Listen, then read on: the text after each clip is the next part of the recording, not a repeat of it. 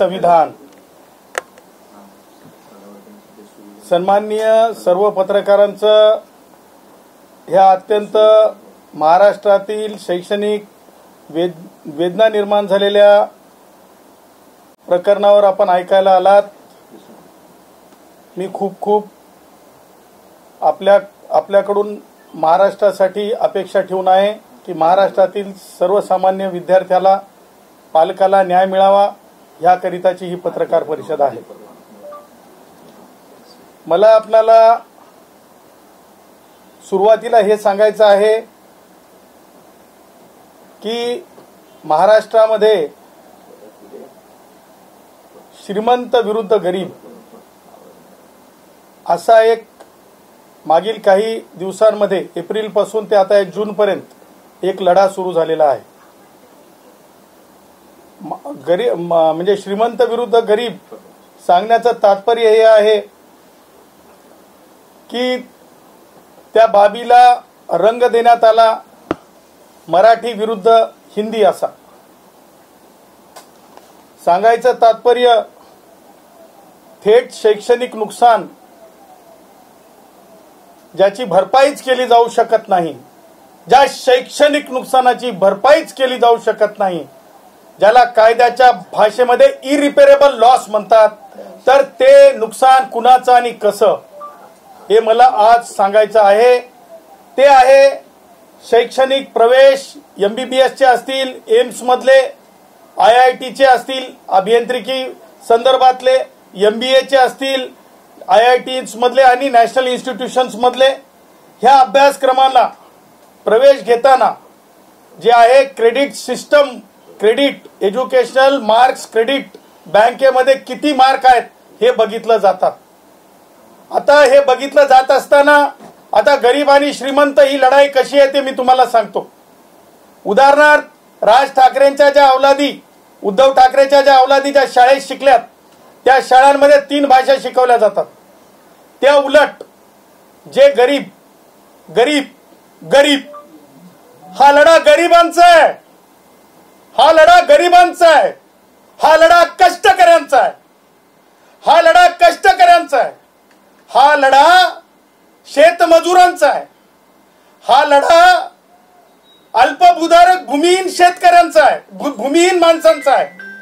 त्याचबरोबर हा लढा भटके विमुक्त, मग ते ऊसतोड कामगारांची लेकरं असतील, आमच्या बंजारा समाजाची, आमच्या वंजारी भावांची, ऊसतोड कामगारांची, त्याचबरोबर तुम्हाला सांगतो हा लढा त्या तमाम ओबीसींचा आहे, जी छोटी मोठी मग वडार भाऊ असतील, लोहार भाऊ असतील, जी अवघड काम करतात। आणि अशा कष्टकऱ्यांची लेकरं ही कोणत्या शाळेत जातात तर राज ठाकरे, उद्धव ठाकरे किंवा जे कोणी उच्चभ्रू आहेत त्या हाय क्लास त्यांच्या लेकरांसाठीचा प्रश्न नाही, कारण त्यांच्या लेकरांना मिळणार आहेत 12 क्रेडिट्स म्हणजे 1ली ते 12वी। आणि आमच्या गरिबांच्या अनुसूचित जाती जमाती, भटके विमुक्त, गरीब, शेतकरी, शेतमजूर यांच्या मराठा समाजातील गरीब, त्याचबरोबर आमचे गरीब ब्राह्मण असतील, त्याचबरोबर आमची ती सगळी भावंड, जी सगळी चिल्ले पिल्ले छोटी छोटी लेकरं, त्यांना मिळणार आहेत फक्त आणि फक्त 7 क्रेडिट। एकीकडे श्रीमंतांना 12 क्रेडिट, एकीकडे गरिबांना 7 क्रेडिट। ही असमतोल आहे। हे समानतेचं तत्व जे आहे क्रश करणारी प्रक्रिया आहे। आणि हे करायला ज्यांनी लावलं ते दुसरे तिसरे कोणी नाहीत तर ते राज ठाकरे, महाराष्ट्र नवनिर्माण सेना, विद्यार्थ्यांच्या शैक्षणिक हत्या करणारी सेना, महाराष्ट्र नवनिर्माण सेना, विद्यार्थ्यांच्या मार्कांची हत्या करणारी सेना, महाराष्ट्र नवनिर्माण सेना, गरिबांच्या लेकरांना सरस्वती आईचं ज्ञानार्जन करू म्हणजे भाषेच्या नावावर वाद निर्माण करून शिक्षणाचे दार बंद करणारी, तिसरी भाषा शिक्षणापासून वंचित करणारी सेना म्हणजे महाराष्ट्र नवनिर्माण सेना। मला सांगायचंय, मला म्हणायचं नाही, नाव ठेवायचं नाही, परंतु आमच्या ढोबळ मराठी भाषेमध्ये काय टुकारी चाललेली आहे, ही टुकारी आहे, हा टुकारपणा आहे। शहरातले काही टोळके हाताशी धरायचे आणि सामान्य कष्टकरीची लेकरं जी आश्रमशाळेत शिकतात, जी जिल्हा परिषदेच्या शाळेत शिकतात, जी महानगरपालिकेच्या शाळेत शिकतात, नगर परिषदेच्या शाळेत शिकतात, त्या मुलांवर मात्र अन्याय करण्यासाठी, स्वतःच्या सोयीच्या राजकारणासाठी चालवलेलं ते कुभांड आणि त्या कुभांडामुळं होणारं नुकसान। त्याचबरोबर मला सांगायचंय की मी तमाम ह्या सगळ्या कष्टकऱ्यांना आव्हान करत आहे, भटक्यांना, विमुक्तांना, शेतकऱ्यांना, शेतमजुरांना, त्यांचं नेतृत्व करणाऱ्या नेतृत्वांना, त्याचबरोबर छोट्या मोठ्या स्वयंसेवी संस्थांना, विद्यार्थी संघटनांना मी आव्हान करत आहे। अखिल भारतीय विद्यार्थी परिषदेला सुद्धा मी आव्हान करत आहे। त्याचबरोबर रिपब्लिकन विचाराच्या विद्यार्थी संघटनांना मी आव्हान करत आहे की त्याचबरोबर जे जे विद्यार्थ्यांच्या हिताचा विचार करतात, अकॅडमिशियन्स आहेत, त्यांना आव्हान करत आहे, या विषयावर चळवळ उभी करा। गरीब विरुद्ध श्रीमंत असं विद्यार्थ्यांच्या मार्कांना मारक खांडोळी करणाऱ्या विचाराला थांबवण्यासाठी चळवळ उभी झाली पाहिजे असं मी आव्हान करत आहे आणि ही चळवळ उभी राहिली पाहिजे असं देखील मी आव्हान करत आहे। पुढे जाऊन मला सांगायचं आहे की खरोखर जे सरकारला जे वेठीस पकडून आणि सरकारला रिंगण करून, राजकीय कारणासाठी मुस्कटदाबी करून सरकारला ज्या प्रकारे शासनाचा निर्णय रद्द करायला लावला, मला असं म्हणायचं आहे हे निर्णय रद्द करायला लावत असताना मी माझ्या आयुष्यात अनेक सरकारांनी केलेले निर्णय पाहिले आणि अनेक सरकारांनी केलेले निर्णय रद्द केलेले पाहिले, परंतु माननीय उपमुख्यमंत्री एकनाथरावजी शिंदे साहेब, माननीय मुख्यमंत्री देवेंद्रजी यांनी आजही, कालही निर्णय रद्द करताना आणि त्यापूर्वीच्या दिवशी सुद्धा 3 गोष्टी अत्यंत सूचकपणे आमच्या म्हणण्यापेक्षा आयडिओलॉजिकली, सायंटिफिकली वारंवार सांगण्याचा प्रयत्न केला की सायंटिफिक दृष्ट्या मुलांना जास्त भाषा शिकणं 10 वर्ष वयापर्यंत सुद्धा अतिउत्तम आहे। त्याचबरोबर भारतरत्न डॉक्टर बाबासाहेब आंबेडकर यांचं जे हिंदीच्या बाबतीतलं जे मत आहे, म्हणजे देश एक संघ, देशाच्या भाषिक बाबीवर मदर टंग, मातृभाषा प्रत्येकाला आवडीची असते, शिकलीच पाहिजे, परंतु त्यासोबतच देशाच्या बाबतीमध्ये भारतरत्न डॉक्टर बाबासाहेब आंबेडकरांचं मत, ह्या बाबी प्राखर्यानं आणि त्याचबरोबर विद्यार्थ्यांचं थेट नुकसान, वैद्यकीय प्रवेशाच्या बाबतीत सुद्धा credit mark system, credit mark bank system हे सुद्धा सांगण्यात आलं आणि हे सांगून विद्यार्थ्यांचं नुकसान होत आहे हे जाणीव त्यांना आहे, उपमुख्यमंत्र्यांना, मुख्यमंत्र्यांना, परंतु ज्या प्रकारे लोकसभेला संविधान धोके में है म्हणलं गेलं होतं, संविधान धोके में बोललं गेलं होतं, त्याच प्रकारे उद्धव, राज ठाकरे, शरद पवार, राष्ट्रवादी काँग्रेस आणि सो कॉल्ड जे कम्युनिस्ट असतात त्यांनी परत त्याच प्रकारचं एक नरेटिव्ह उभं करण्याचा प्रयत्न केला। ते नरेटिव्ह म्हणजे मराठी खत्र्यात, मराठीची गळचेपी, मराठी खाली जातीये, हे सगळं काही खोटारडेपणाचं बोलणं, एक जसं संविधान खतरे में तसं भाषा खतरे में है, मदर टंग खतरे में है, हे दाखवण्याचा, दर्शवण्याचा प्रयत्न केला आणि सरकारनं ज्या प्रकारे समिती नेमून, म्हणजे सरकारला माहिती आहे की सायंटिफिक दृष्ट्या 3 भाषा शिकवणं आवश्यक आहे, नॅशनल एज्युकेशन पॉलिसी 2020 प्रमाणे 3 भाषा शिकवणं आवश्यक आहे, मुलांचं थेट शैक्षणिक नुकसान आहे हे सरकारला माहिती आहे, परंतु ज्या प्रकारे महाराष्ट्रात जे वातावरण निर्माण करण्याचा प्रयत्न होतोय, शैक्षणिक वातावरण गढूळ करण्याचा प्रयत्न होतोय, ते वातावरण गढूळ होऊ नये, लॉ अँड ऑर्डर प्रॉब्लेम होऊ नये म्हणून सरकारने, मला असं वाटतंय की स्पष्टपणे सांगितलं की शासन निर्णय रद्द करतो आहोत, परंतु त्यासोबत सरकारने जाहीर केलं की दुसऱ्या बाजूला प्राध्यापक डॉक्टर जाधव यांची समिती निर्माण करण्यात आली आणि ती समिती रिपोर्ट देईल। आमची सरकारला म्हणणं आहे, सरकारला आमची विनंती आहे की त्या समितीला टाइम बाउंड करा आणि सरकारने टाइम बाउंड रिपोर्ट तातडीने घेतला पाहिजे।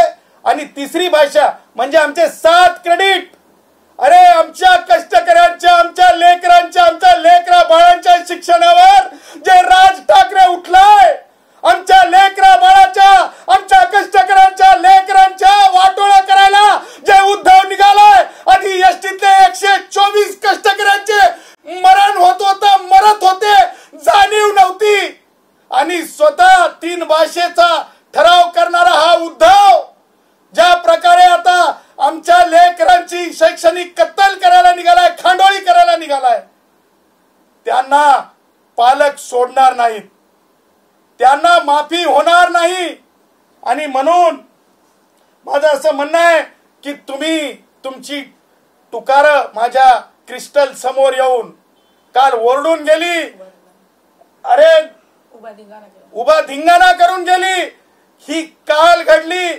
परंतु तुम्हाला महाराष्ट्रातल्या वाडी तांड्यापासून, धनगर वाड्यापासून, बौद्ध वस्त्यांपासून, कष्टकऱ्यांच्या मराठा गरिबांच्या वस्त्यांपर्यंत, भिक्षुकी मागणाऱ्या कुडमुडी जोशी ब्राह्मणांपर्यंत सगळेजण तुम्हाला गच्चांडीला धरून आपल्या लेकरांचा हिशोब विचारतील। त्याचं कारण आहे, कारण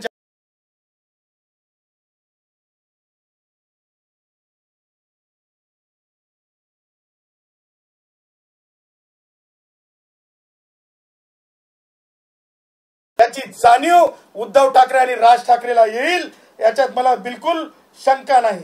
आता मला एका पुढच्या मुद्द्याला जायचंय। तो महत्वाचा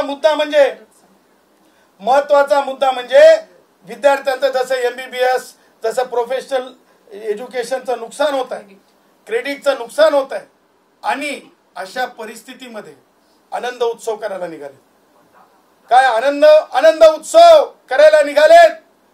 मला त्यांना सांगायचंय, महाराष्ट्राच्या वतीनं सांगायचंय, हा तुमचा आनंद उत्सव नाही, सरस्वती आईच्या विचारांची खांडोळी, त्याच लेकरांची, गरिबांच्या, कष्टकऱ्यांच्या लेकरांच्या 5 वर्गातल्या क्रेडिटची खाटकासारखी खांडोळी करून तुम्ही ती शैक्षणिक हत्या करून तांडव करायला निघालात,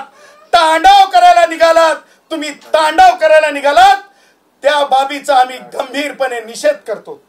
त्या पुढे जाऊन मला सांगायचंय, जो निर्णय सरकारने, जे शासन 2 निर्णय रद्द केलेत 3 भाषांच्या बाबतीत, मला समजतीये की काय अवस्था आहे, कारण नुकसान आहे हे सरकारला माहिती आहे, नुकसान होत आहे हे सरकारला माहिती आहे। एका सामान्य जिल्हा परिषदल्या शाळेतल्या मुलाचं नुकसान होईल हे सुद्धा सरकारला इरिपेरेबल लॉस आहे। त्याच प्रकारे आश्रमशाळेतल्या लेकराचं नुकसान इरिपेरेबल लॉस आहे, तरी सुद्धा निर्णय रद्द झाले।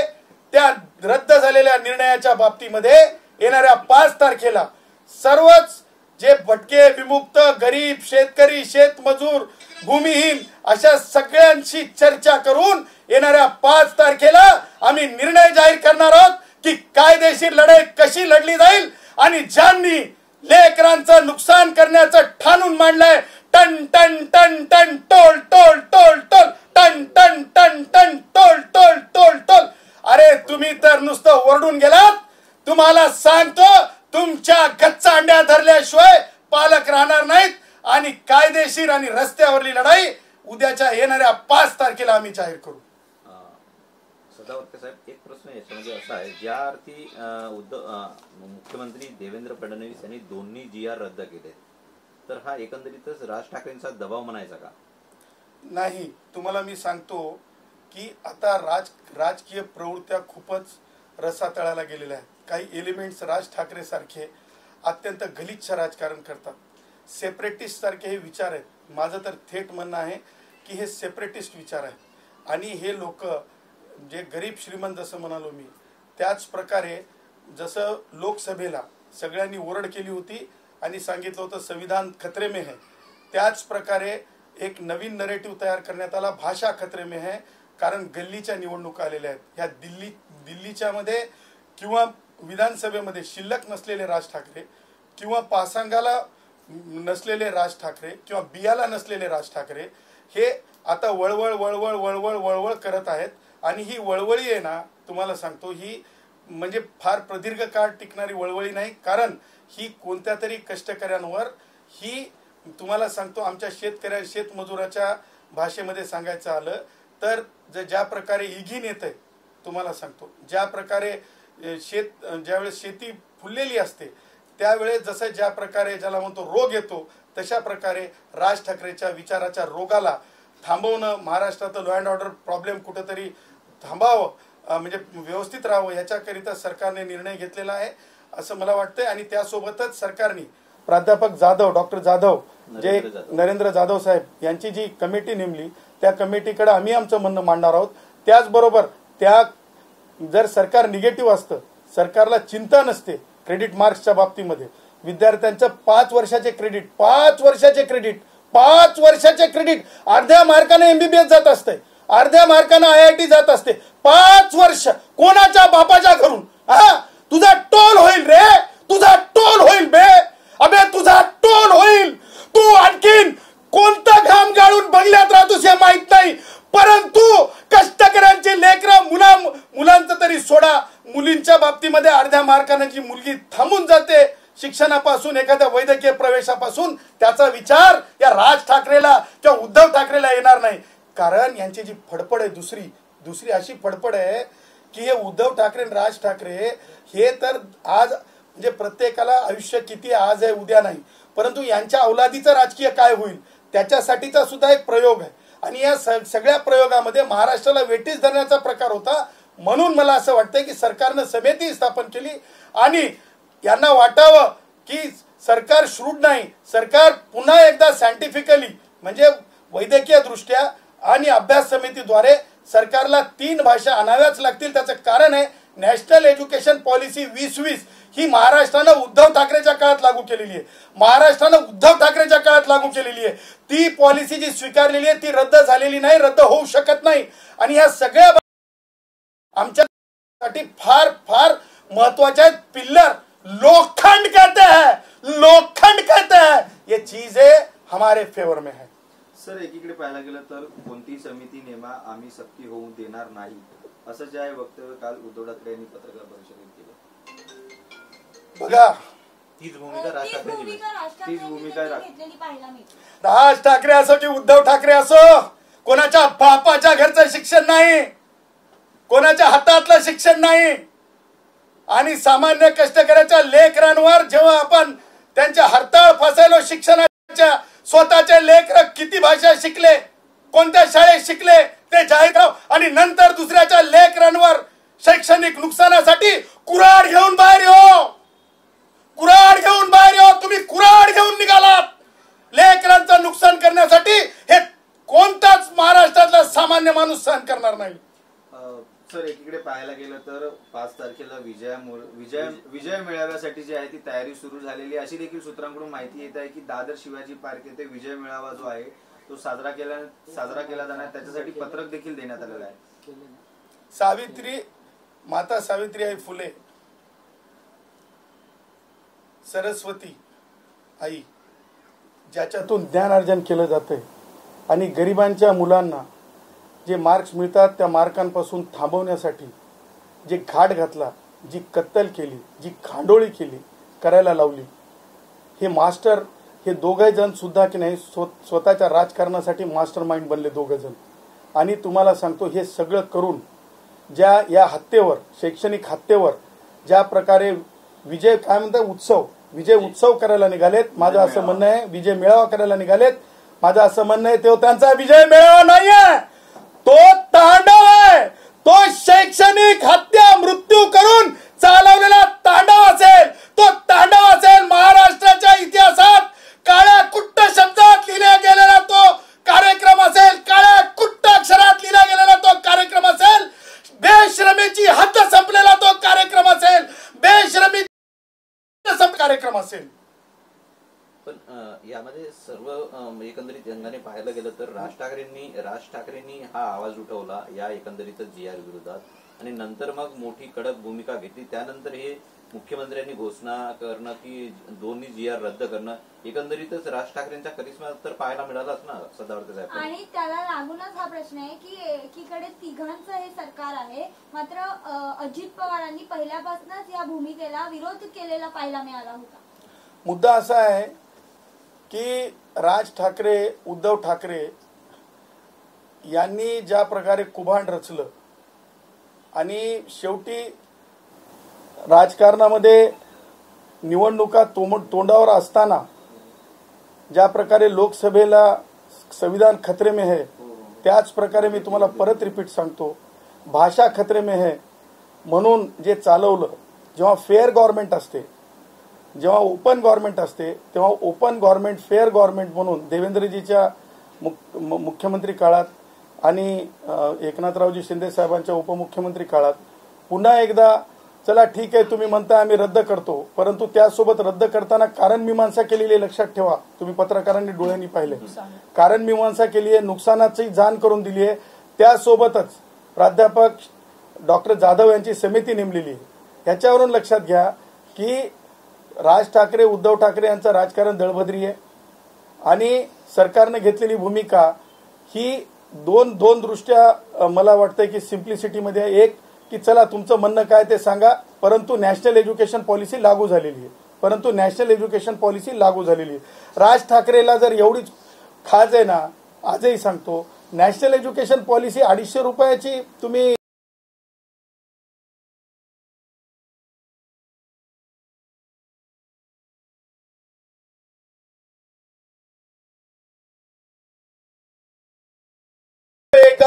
वही पाएगा म्हणतात, जैसी करनी वैसी भरनी जी मन आहे. मला सांगा, नॅशनल एज्युकेशन पॉलिसी 2020 ही जी आहे ही लागू झाली, ही मुळं आहे आणि मग म्हणायचं की नाही नाही नाही नाही नाही ही फळं आहेत, ही नाही चालणार, हे आम्ही भाषा घेऊ देणार नाही. अरे ताकद नाही का, ज्ञान नाही का?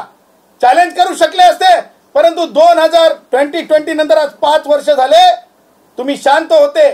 उद्धवच्या काळामध्ये अंमलबजावणी झाली तेव्हा तुम्ही शांत होते आणि आता जेव्हा एक्झिक्युशन झालं तेव्हा तुम्ही निघाले बोलायला, ओरडायला, वरतोंड करून बोलायला. परत एक शेवटी बोलताना मला तुम्हाला सांगायचंय, सरस्वती आईच्या विचारांची घांडोळी, शिक्षणापासून थांबवणे, साधू समाजाचा अपमान करणे, गंगा मैयाचा अपमान करणे आणि भगवी शाल घेऊन बसणे, हे मला असं वाटतंय बेगडं हिंदुत्ववादी विचार आहेत. आणि मला असं वाटतंय की उद्धव आणि राज ठाकरे आता एकत्र तर दिसतच आहेत, आपल्याला दिसणारे आहेत. मला असं वाटतं येणाऱ्या काळामध्ये मामूजान भाईजान, आता काय ते याचा महिनाही सुरू झालाय, कोणता त्या याचा ते मुस्लिमचा ते रमजान नाही, हे सुरू झालं ना आता ते मोहरम. मला असं वाटतंय की सब त्योहारों का ख्याल रखो भाई, सब त्योहारों का ख्याल रखो, गले मिलो भाई, गले मिलो. सदावर्ते शेवटचा प्रश्न, मुळात एकंदरीतच या प्रकरणात सुरुवातीपासून राज ठाकरेंनी जी भूमिका घेतली होती ती त्यांची एकंदरीतच राजकीय कारकीर्द पाहता किंवा त्यांच्या पक्षाला निवडणुकांमध्ये आलेलं अपयश पाहता, ही एकंदरीत हा जो त्यांचा विरोध होता तो त्या प्रकारचा म्हणजे राजकीय अस्तित्वाची पडझड किंवा धडपड होती असं म्हणायचं आहे का तुम्हाला? मला तरी बघा, मी काय म्हणजे राज ठाकरे सारख्या माणसाचा अभ्यास करण्या एवढा तो मोठा माणूस नाही, परंतु मला खरच सांगतो, मैं किसी को अपमानित नहीं करना, किसी को चिल्लर भी नहीं बोलना मेरे को, लेकिन मैं सिर्फ इतना बोलूंगा रे भाई, ये ध्यान में रखो कि ये जो भूमिका है ना, ही स्वतःच्या मुलांचं राजकीय पुढचं भवितव्य, या दोघांचं तर भवितव्य काही नाहीच, पण पुढचं भवितव्य काहीतरी ही पोरं, जसं एक विधानसभेमध्ये पराभूत झाला, दुसऱ्याला नीट मांडता येत नाही, काय बोललो काल ते त्याच्या ध्यानात राहत नाही, भलतंच माध्यमांसमोर येऊन मग माध्यमं दाखवतात, हे बघा हे काय, आमचे सन्माननीय उदय सामंत साहेबांनी कसं दाखवलं होतं, ते ह्याचं त्या आदित्य ठाकरेचं स्पष्ट दाखवलं होतं की काय बोलला होता बहुभाषिक होण्याबाबतीमध्ये. तर ही जी मुलं आहेत, ही बघा हे कल्चरच आहे, हे काँग्रेसांसोबत राहून वाढलेलं घडलेलं आणि आता मामूजान भाईजानसोबतचं वाढलेलं घडलेलं कल्चर आहे. मला असं वाटतं येणाऱ्या काळामधली एक इन्शुअर्ड, जसं इन्शुरन्स असतं, एक इन्शुअर्ड पॉलिटिकल फॉर्म्युला, ये दोनों ला रे भाई, ये दोनों अपने अपने बच्चों का पॉलिटिकल इंश्योरेंस, आगे चले इनका कुछ, इसलिए ये सब चल रहा है। ये हम डंके की चोट पे बोलते हैं और हम जो बोलते हैं वो करते हैं।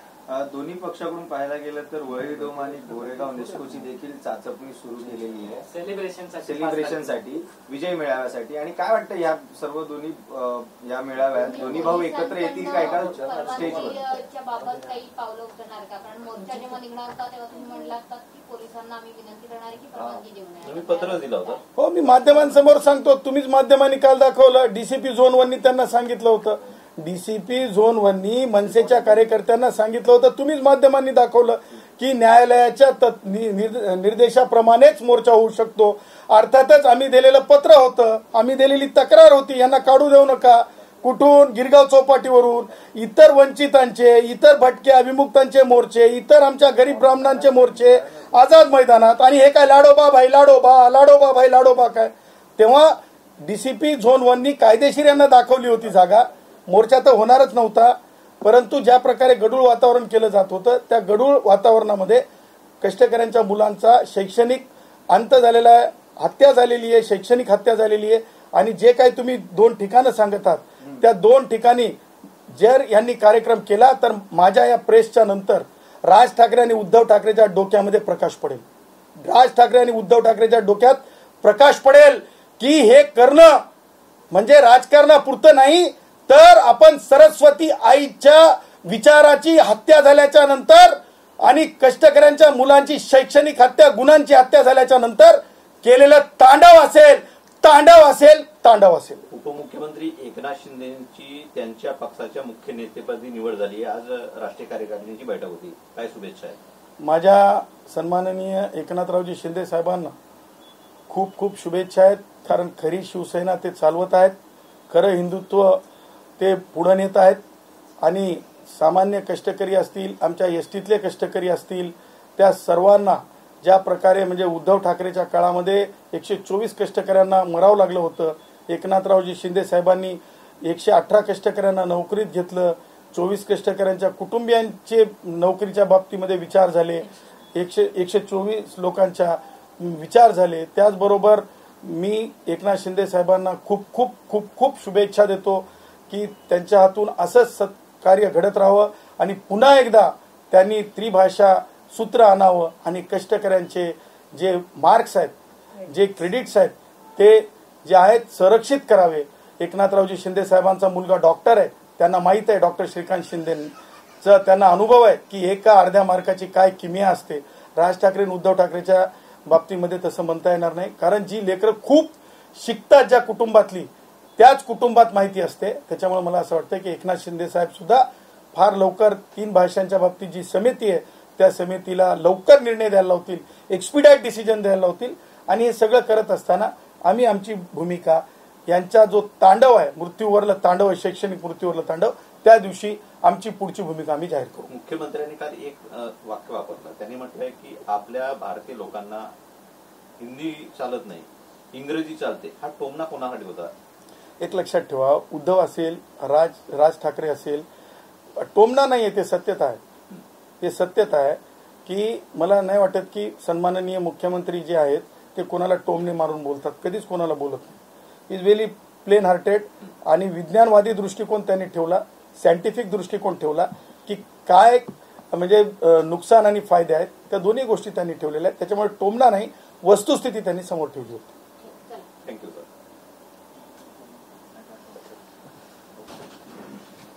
धन्यवाद.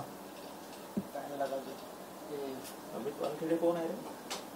शिवाय द्याले अमित वानखेडे कोण आहे? म्हणजे एवढ्या शिव्या तुम्हाला सांगतो. परंतु चांगलं काम करताना आपल्याला तेवढं त्याच्यामध्ये कोणत्या जातीचा प्रश्न नाही, जातीचा प्रश्न नाही. गरीब श्रीमंत बरोबर आहे ना. ते क्रेडिट्स 12 इकडे मिळाले आणि इकडे 7 क्रेडिट्स इकडे 7 आणि तिकडे 12 12 12 सिंपल आहे ना. एका टक्के